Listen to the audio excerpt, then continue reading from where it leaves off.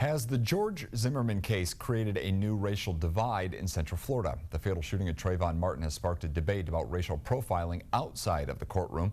But will it be an issue inside the courtroom during the trial? News 13's Kelly Cook is getting answers.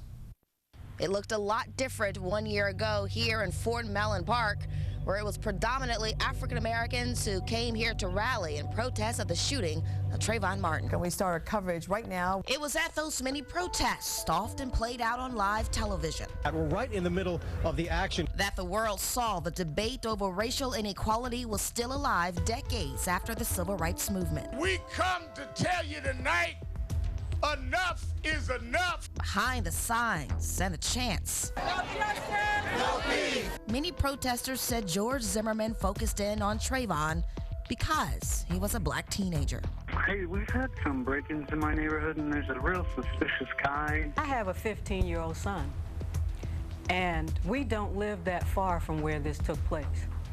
And I thought, that could have been my child. He could have been walking to the store.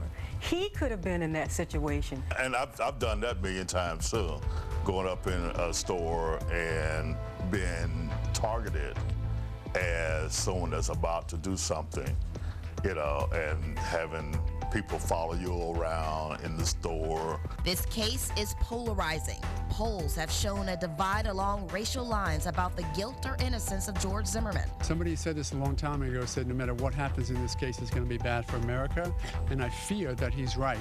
Shouldn't be. This case should have been, the criminal element should have been divorced from the civil rights element a long, long time ago. Zimmerman's attorney says despite accusations, evidence proves that Zimmerman is not a racist, and the issue of race should stay out of the courtroom. Media critic and author of the book Race Baiter, Eric Deggans, says the outrage surrounding the Trayvon shooting was a perfect mix of historical discontent between the black community and the Sanford Police Department. Well, I actually think the Trayvon Martin shooting resonated beyond the black community, which is why it was so notable. It seemed to exemplify a lot of issues that people were concerned about. On the one hand, people are concerned about racial profiling. On the other hand, people are concerned about how the criminal justice system treats people of color.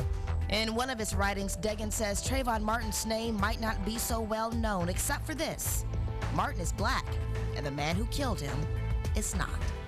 Kelly Cook, News 13.